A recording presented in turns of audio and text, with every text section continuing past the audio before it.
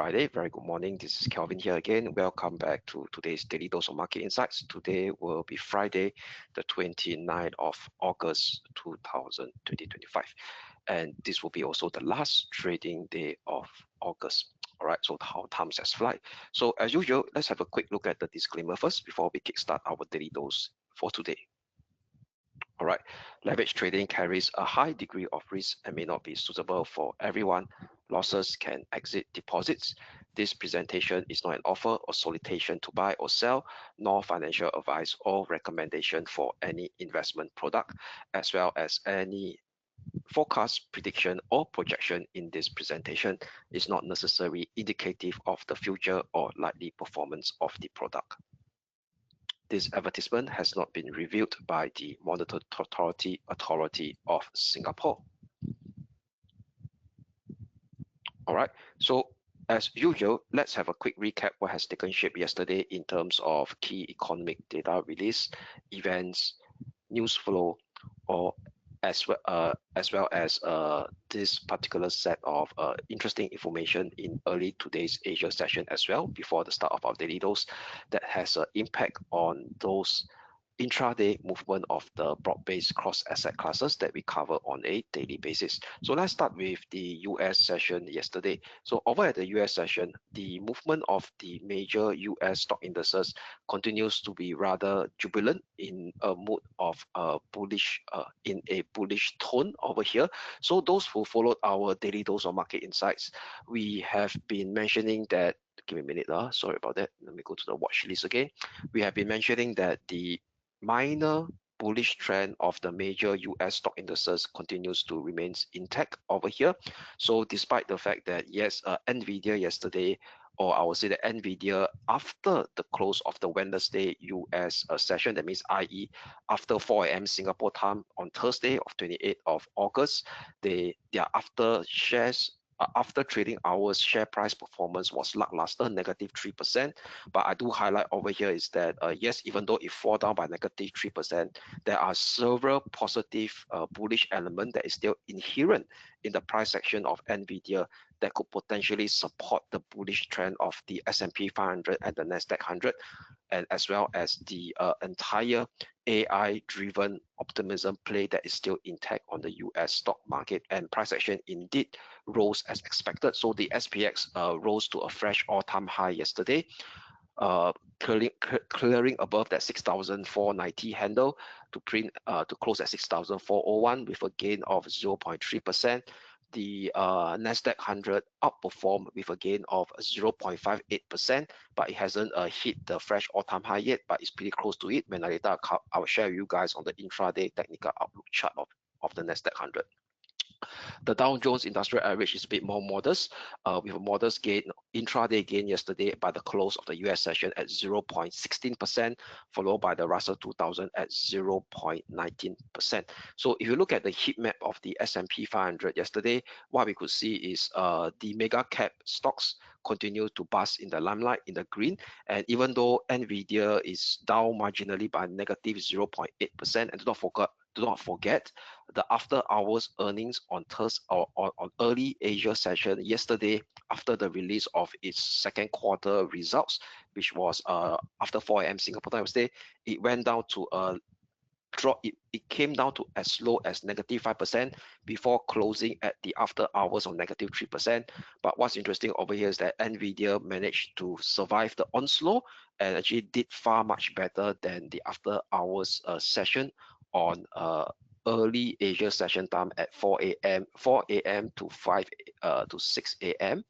Asia session time yesterday. And in yesterday's US session, it managed to close marginally higher than the -3%. It closed at -0.79%. And the reason I share with you guys over here is that Nvidia medium-term uptrend phase still remains intact. So you look at the Nvidia chart, which I flashed to you guys in my yesterday's daily dose. I did mention that yes, even though we see this -3% fall very scary after the release of the Q2 earnings, but it managed to survive right exactly at the medium-term ascending channel support drawn from the low of 7th of April and right exactly above the 50-day moving average. And the key resistance that we got to watch out for on the intermediate term will be for sure 18220. So this 18220 has been resistance since if we 31st of July this year. And yesterday at the start of the US session, there was also an attempt to break above it. There's a kind of a whipsaw intraday push up, but thereafter it actually traded sideways, but managed to trade at the upper limit of the sell off that was being induced after at the post release ex-post release of the earnings result right after 4 a.m. Singapore time yesterday.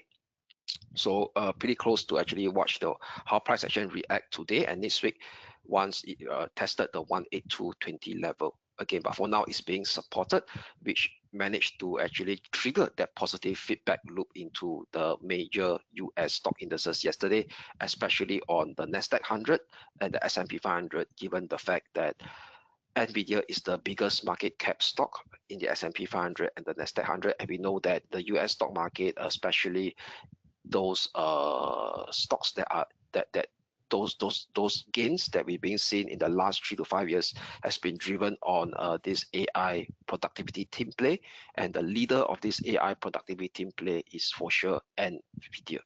Right, so that's why Nvidia has a very significant sentiment feedback loop. We call it catalyst or trigger that has that eventually will actually create a significant price action movement on the major US stock indices as well.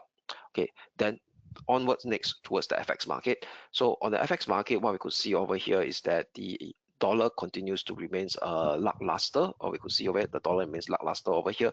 So what we could see based on the 5-day rolling performance of the dollar as we are speaking right now, based on the latest price action 29th of August, we start to see the dollar inching downwards. So during the Asia session right now, the one that is trading higher is the dollar is trading highest against the euro.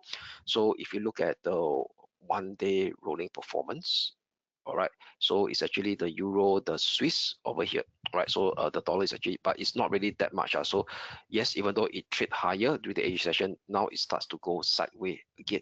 So more or less what we could see over here is a continuation of this lackluster dollar movement that has started to resurface when Fed Chair Powell turned dovish last week during his last Jackson Hole symposium.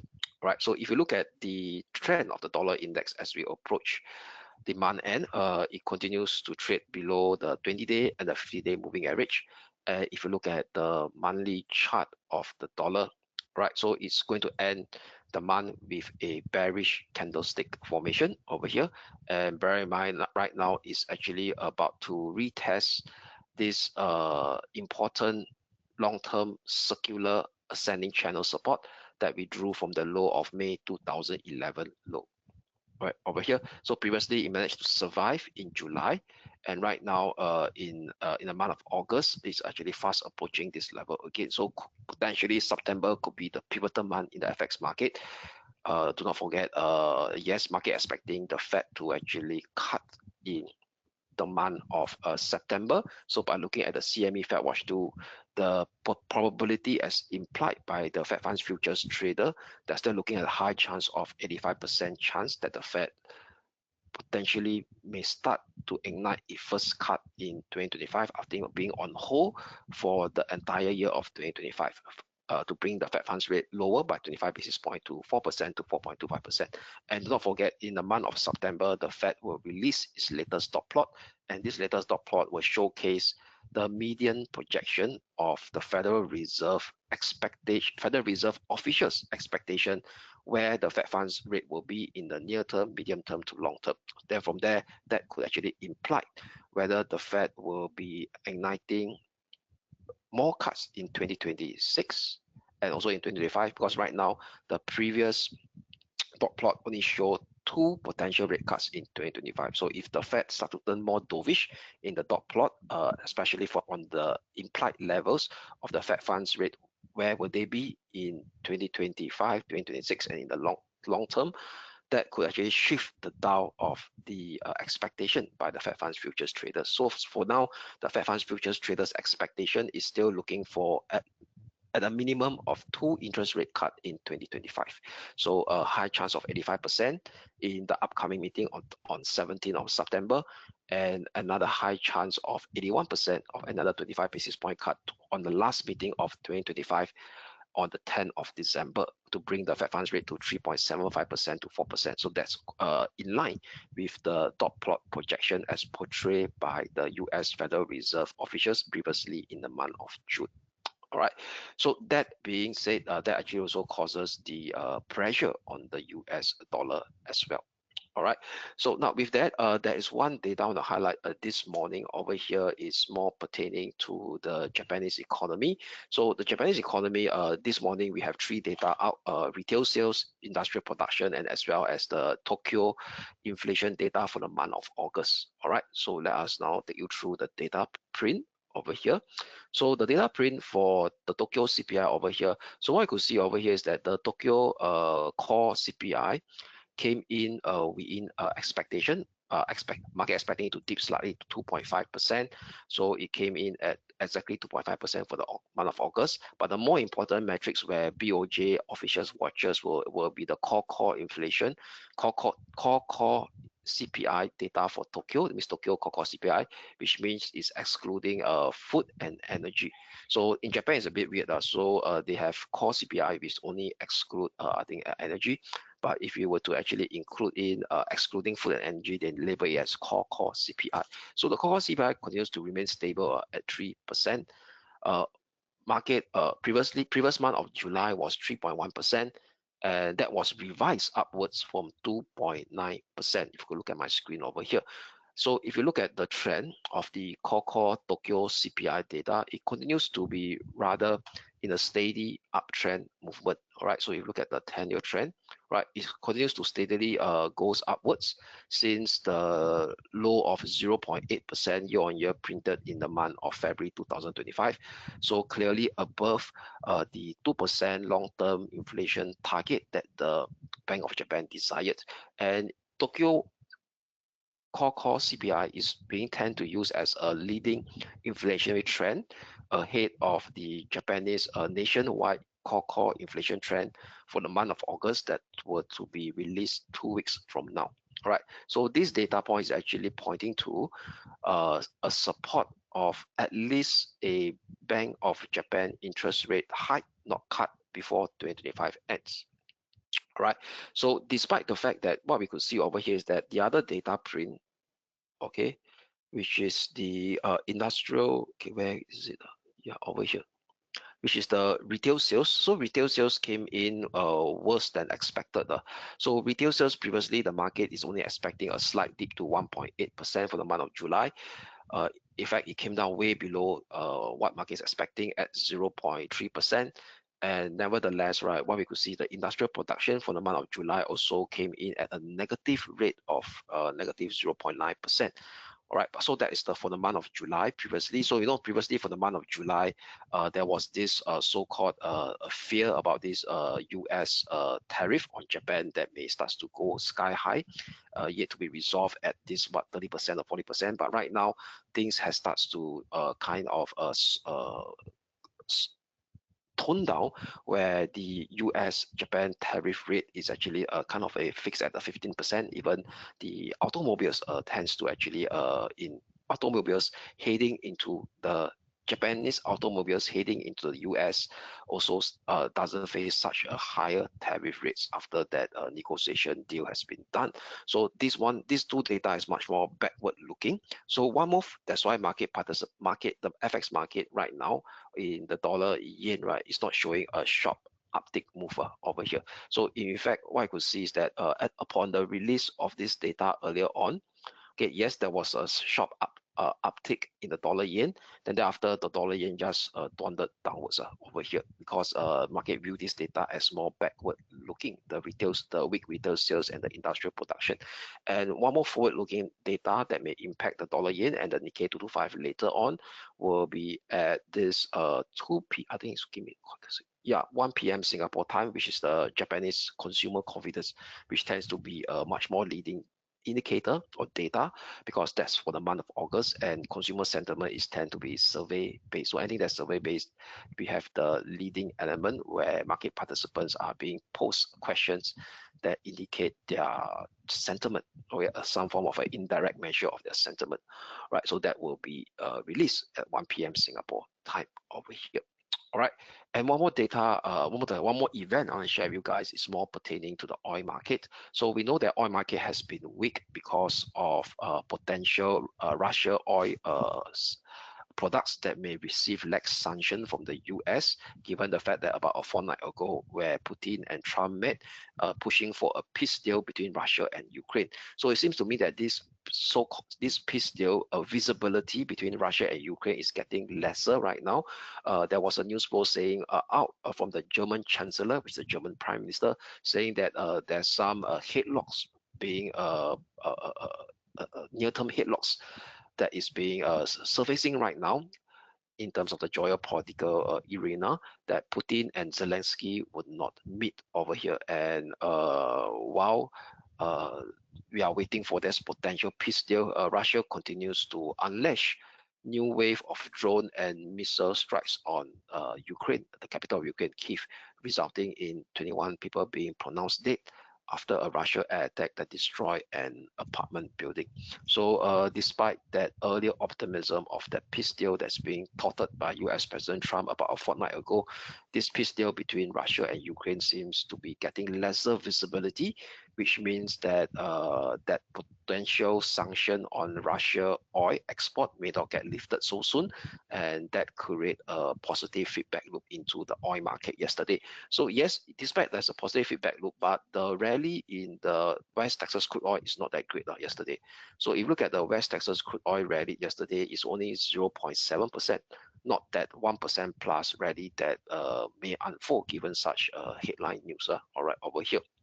So there seems to be still a bit of resistance by oil traders to actually push up oil prices higher yesterday by having this lackluster rally of 0.7%, despite this important headline news up between this so-called the lack of visibility of a peace deal between Russia and Ukraine. Okay, so that sum up the first segment of today's daily dose. So let us now move on to the second segment, which is the intraday technical outlook. All right, on the various broad-based cross asset classes. So let me expand my screen here.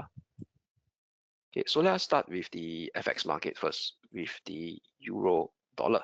So the euro dollar push up as expected over here, but still hasn't broke above this key resistance at 117.30, which is the minor swing high that was being formed exposed Fed Chair Dovey's speech on last Friday Jackson Hole Symposium. During Jackson Hole Symposium, pardon me. So this 117.30 is rather important. Why? Because this is a significant descending trendline resistance that kept previous recovery since the 52-week high of 1st of July 2025 at 118.30.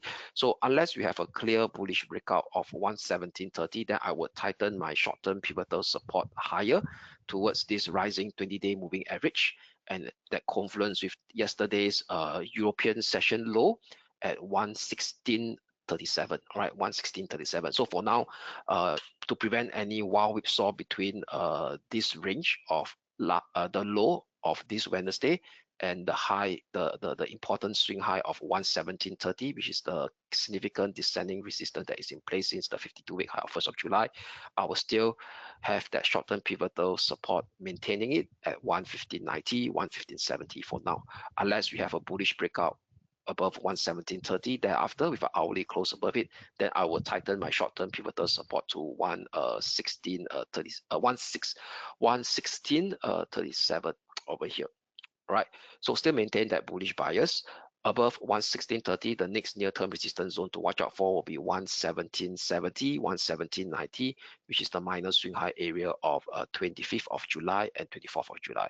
However, a price action breakdown below 115.70 will negate this bullish tone to see a further slide to expose the next near-term support level at 115.30, which is the 61% Fibo retracement of the previous short-term impulsive up move sequence from 1st of August low to 13th of August high, and as well as the minor swing low area of 1st of August and 5th of August. So that's for the euro dollar.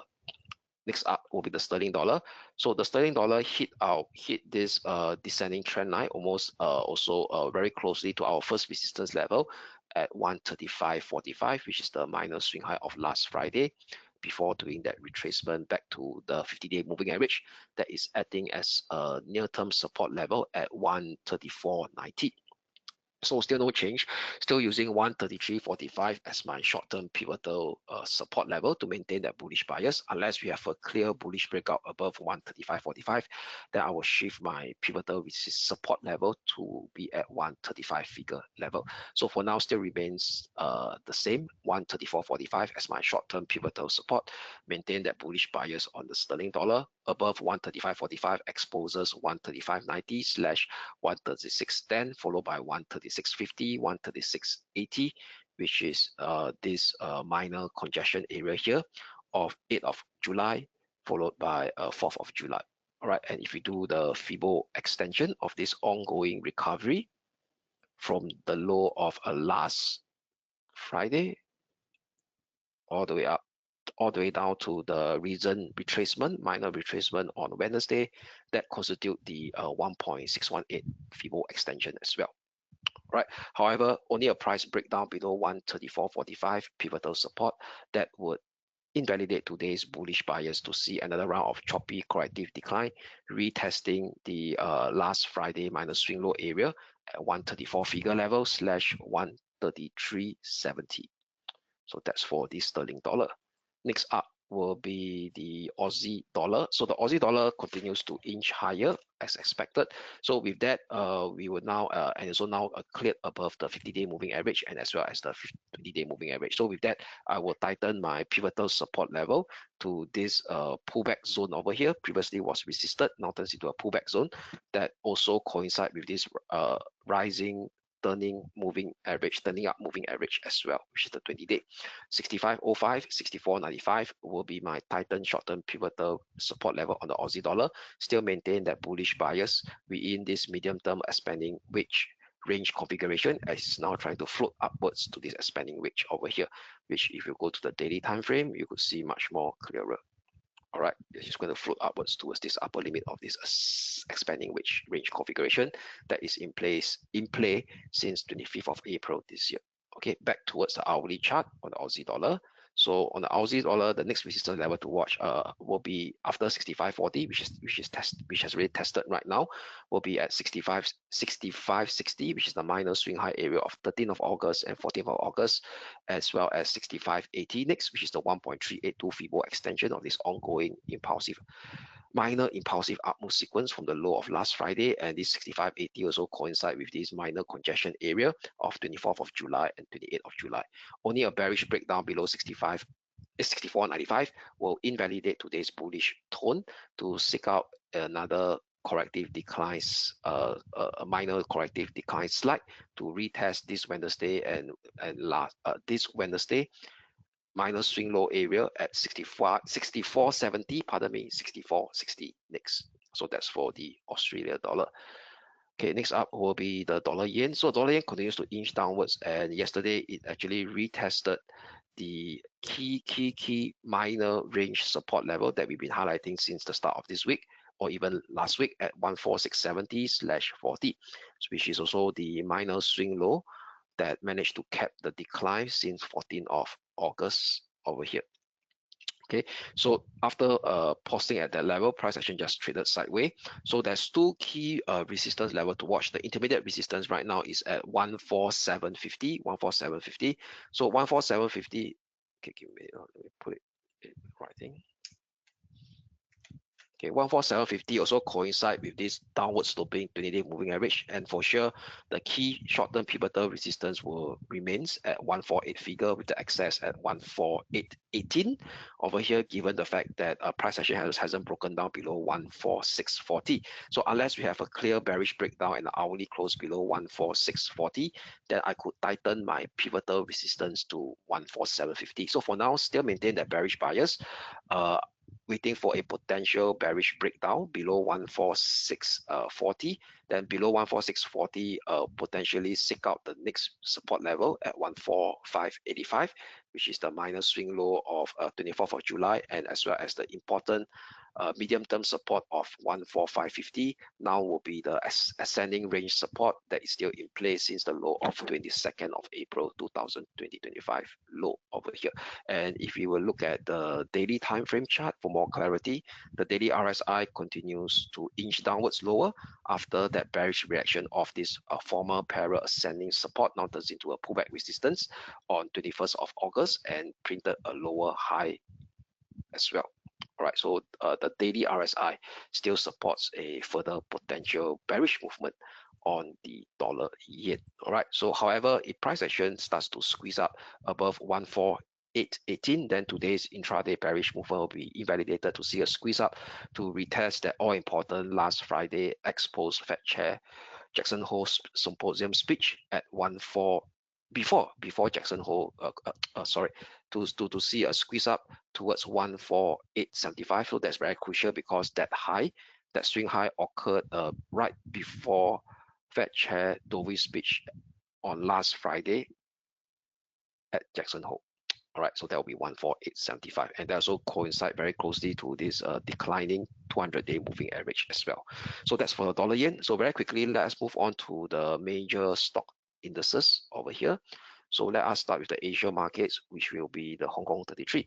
So the Hong Kong 33 managed to actually bounce over here. So yesterday, yes, despite that very scary intraday push down, we still see some form of a positive element, which is the bullish divergence that has been formed on the hourly RSI. So we are very hesitant to have a bearish bias view. So then given the fact that the low was very close to a key support area as well, which is the rising 50-day moving average, and as well as the medium-term ascending channel lower boundary that is in place since 2nd of June 2025 low. So with that, price action now has really is now testing our first resistance level at 25,190. So I would not want to tighten the short-term pivotal support to be so tight just in case of any whipsaw. So what I could see over here is that the first support level to watch, okay, will be at 25,050, which coincide with yesterday's minor swing high on the Asia session, broken out, tested today at the start of the opening Asia session, Hong Kong session, before staging a rebound. All right, over here. So very clearly, this is a very near-term support level that is important to watch as well, 25,050.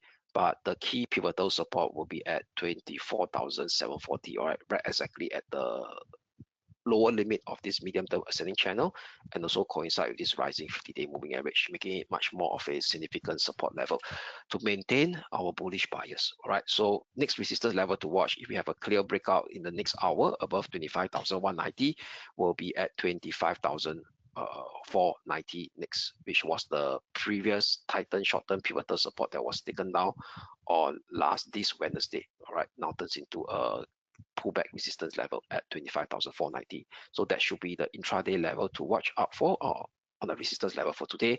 But however, if we suddenly see a crazy spike up above 25,490, the next resistance will be the minor swing high of this Tuesday at 25,690 next. However, if you see a price action breakdown below 24,740, then this medium-term uptrend phase will be also in jeopardy as well, because it has really broken down below the 50-day moving average and as well as the medium-term ascending channel support, exposing the next near-term support area to watch out for. Next will be at 24,460, and even the 1st August minor swing low area at 24,260 next. So that's for the Hong Kong 33, representing the Hang Seng Index. Onward next will be the Japan 225. Yes, so the Japan 225, even though after that sell-off initially, that sell-off at the start of the session due to that lackluster retail sales and industrial production data that I shared with you guys earlier on, that sell-off managed to stall at the first resistance, the first support level that we highlighted yesterday, which is 42,520 over here, by forming two series of doji-like candlestick, indicating a slowdown in the previous two candlestick bearish momentum that kickstarted at 7 a.m. Singapore time all the way to 8 a.m. Singapore time. And the hourly RSI continues to shape a bounce right above this parallel ascending trend line support over here. All right, so in fact, right now we could actually do it this way. Okay, from the low from 26th of August low. Okay, there's a rebound taking shape, so indicating a pause in this intraday we call it a bear sell off that took shape between 7 a.m. Singapore time to 8 a.m. Singapore time, between these 2 hours over here. So given the fact that it hasn't cleared above our first resistance that we highlighted yesterday, which is 43,060. I do not want to tighten my short-term pivotal support to be at 42,520 unless we have a bullish breakout with an hourly close thereafter above 43,070. Then I would do that. So for now, pivotal support still remains the same, which is very close to the rising 20-day moving average, which is at 42,235 that I mentioned yesterday. So 42,235. Pivotal support to maintain that bullish bias scenario on the Japan 225 representing the Nikkei 225. Next resistance to watch after 43,060 in first step on the intraday basis will be at 43,470. Only a bearish breakdown below 42,235 will invalidate today's bullish bias recovery scenario to kickstart another leg of minor corrective decline sequence, exposing the next near-term support zone at 42,000 level slash 41,760. Okay, so that's for the Japan 225. Next up will be the Germany 30 representing the DAX. So the Germany 30, yesterday I do highlight that the price action has starts to turn more bearish in the short term rather than more bullish, and also given the fact that now there is overarching theme of this rising geopolitical risk premium in the Eurozone, which I mentioned earlier, due to the current France Prime Minister call for a confidence vote in the French Parliament on 8th of September, where the three main opposition party has started to oppose this vote. Is more pertaining to a vote to allow him to say that he will push out for his so-called budget plan. So given this potential political turmoil that may take place in France, that could actually has a negative feedback loop into Eurozone, and which in turn could create also a negative feedback loop into the price section on the Germany stock market. So that actually explains why its movement has been lackluster since the start of this week, and it's getting more clear. So with that, potentially there could be seeing further potential bearish movement, at least in the short term or near term. So price action yesterday managed to get rejected of our first resistance level at 24,155, but now retesting our first support level at 23,990, where it managed to survive since Wednesday this week. So unless we have a clear bearish breakdown at the start of the European session at 23,990, then I will tighten my pivotal resistance to 24,155. So for now, I'm still using the same pivotal resistance that I had for yesterday, 24,270 for now. Maintain that short-term bearish bias for a potential minor corrective decline sequence extending further towards the downside. After 23,990, a breakdown below it potentially exposes 23,790 next, which is the minor swing low area of 5th of August. And if you do the Fibo retracement of that previous minor up move from 1st of August all the way up to last Friday, 15th of August high, that also constitute very closely with the golden ratio of 61.8%. Right, so that's for this Germany 30. Only a bullish breakout above 24,270 will potentially invalidate today's intraday bearish bias view to see a retest at this important resistance level as well of 24,440, where the bulls has failed to break out since 18th of August. Right, so that's for the Germany 30. Next up will be the major US stock indices, starting with the US Wall Street 30, that's representing the Dow Jones Industrial Average. So the Dow Jones Industrial Average continues to trade yesterday a sideway. All right, so what it did over here is that during the Asia session, it pushed up. Then at the start of the US session, there is a minor sell-off before bouncing back and start to close in the middle. between the first support level and the first resistance at 45,780, which is very close to the current all-time high.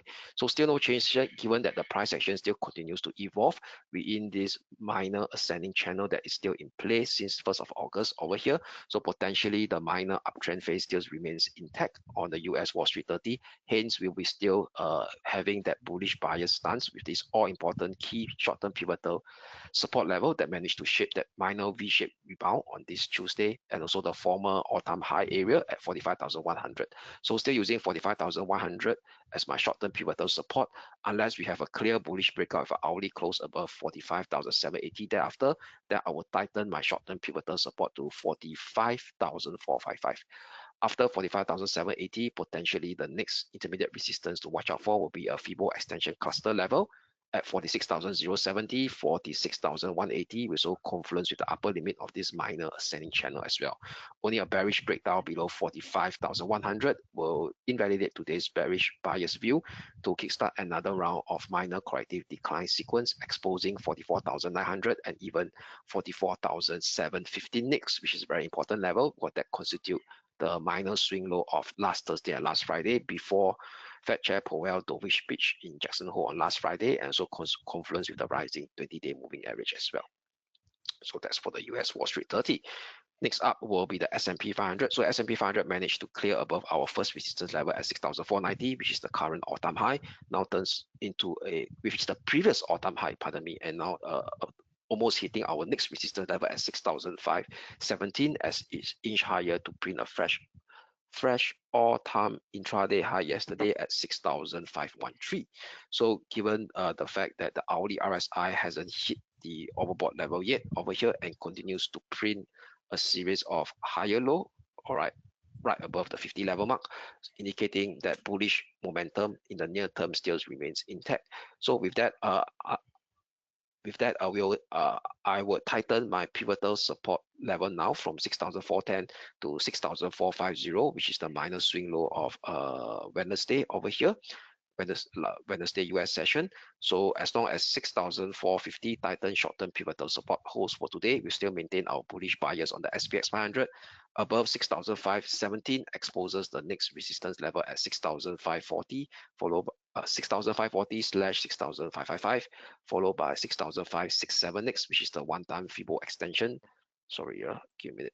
Which is close to the 1.236 Fibo extension. Okay, give me a minute. Let me put it in better writing. Should be 580.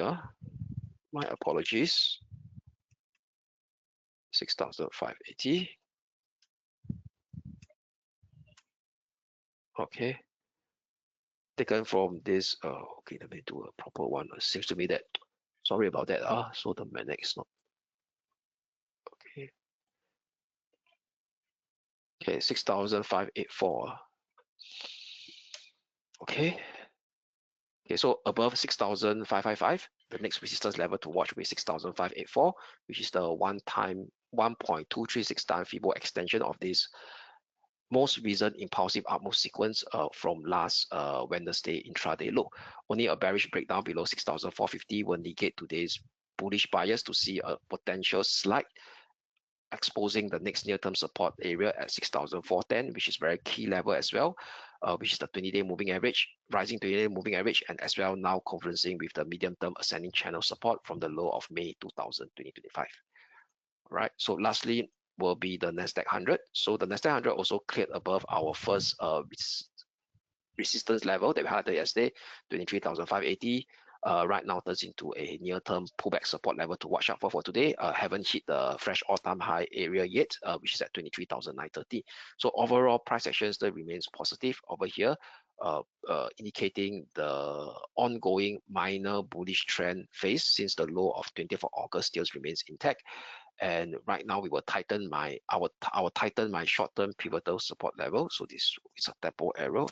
Okay, I will tighten my short-term pivotal support area to confluence with this sloping upwards 20-day moving average at 23,450, which is also the minor swing low area of this Wednesday as well. So with that, maintain that bullish bias on the Nasdaq 100 with a tightened short-term pivotal support at 23,450. first support level to watch in any case of any pullback will be 23,580. Resistance level remains the same at the current all-time high area at 23,930 for today. However, a price action breakdown below 23,450 will negate today's bullish bias to see a further slide to revisit 23,308 next. So that's for the Nasdaq 100. Right, let's move on to the commodities asset classes very quickly. So the commodities asset classes, let us start with gold XAU/USD. So gold XAU/USD didn't actually did that minor pullback yesterday that we expected for it to mean revert back towards the 3,363 level and the 3,380 level area, 3,380/3,360 area. In fact, it did a bullish breakout above the resistance level of 3,402, which has previously been resisted the bull since 8th of August. So for the starting part of this month. So with this bullish breakout, what we could see over here, and the hourly RSI continues to be held by this parallel ascending trendline support. There's no bearish divergence that's being flashed out yesterday after the push up of above the 3,000, after the push up above the 3,402 price action level. Our hourly RSI could shape a higher high. All right, so that indicate that the bullish momentum still remains intact on the gold XAU/USD. So for gold XAU/USD now it's actually fast approaching the upper limit of this medium-term sideways range configuration since the fresh all-time high of 22nd of April. So first support level to watch will be at the pullback support right now of the former resistance level that got broken out yesterday, 3,402, and also confluence with the minor swing with this minor ascending channel support drawn from the low of 27 August. So below it will be this clear congestion area over here at 3,383. So I'll use a slightly lower level, 3,383 as my short-term pivotal support level because of this clear congestion broken up, retested closely yesterday at the start of the Asia session. So 3,383 will be my short-term pivotal support level to hold any chances of a minor pullback that may take shape thereafter, given that today is also a key risk day, which is the release of the US PCE price data thereafter. So as long as 3,383 short-term pivotal support holds, flip to a bullish bias for gold XAU/USD as it float towards upwards the upper limit of this medium-term sideways range configuration. Near-term resistance level to watch will be 3,432/3,435, which is the minor swing high area of 7th of May, 17th of June, and 23rd of June this year, followed by 3,451, which is the minor swing high area of 16th of June. All right. So now with that, a bearish breakdown below 3,383 will negate today's bullish bias on gold to see another round of choppy minor corrective decline to revisit the rising 20-day moving average again, acting as a next year term support level at 3,363. A breakdown below it potentially revisit the 50-day moving average, which was the former minor range top area of 18th of July and 21st of August now turns into a pullback support that confluence with the 50-day moving average as well at 3,352, 3,347. So that's for gold XAU/USD, flipping to a bullish bias today. Lastly will be the West Texas crude oil over here.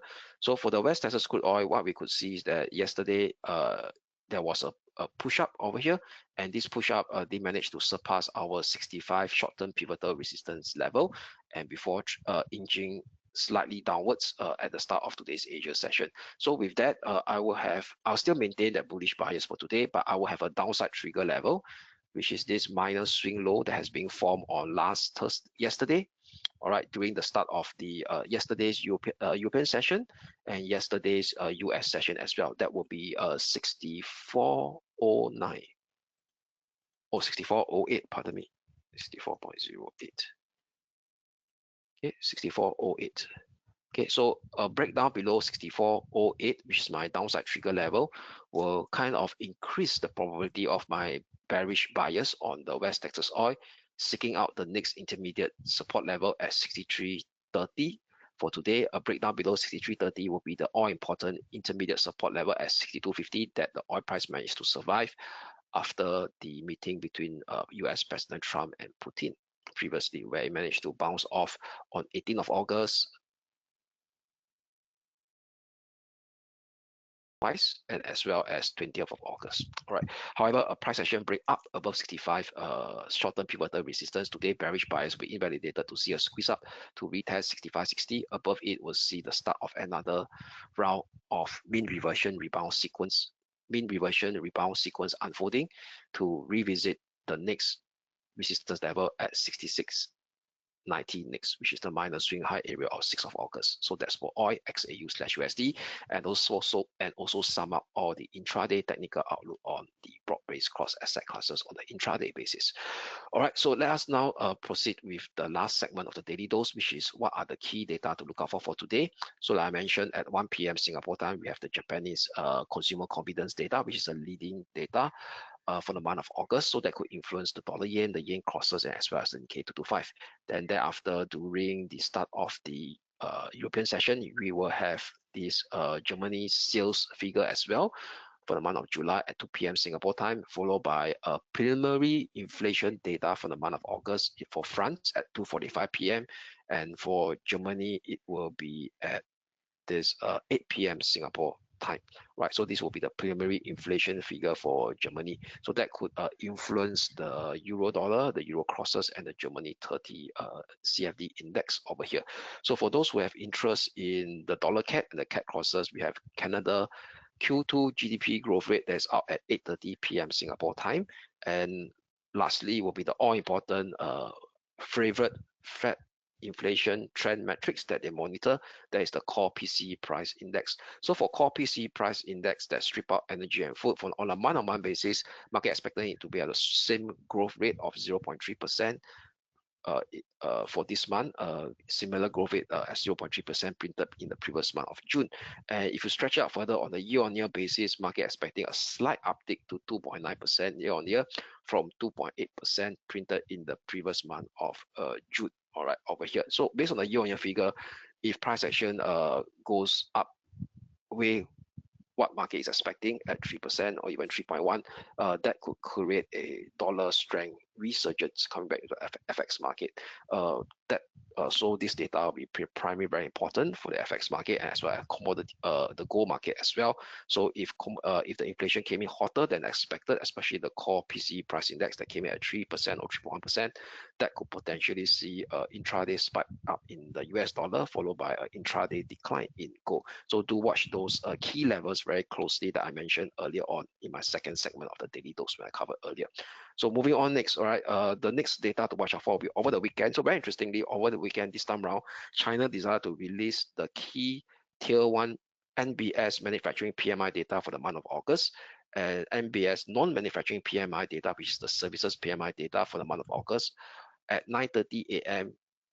this Sunday, 31st of August. All right, so this movement, this release, this data, if it starts to actually shift significantly against consensus and against the previous month figure, so market expecting the manufacturing PMI data to come in at 49.5, a slight uptick from 49.3 previously in the month of August, and services continues previously was in the expansionary territory at 50.1. Based on trading economics forecast, they expect to improve as well to 50.4.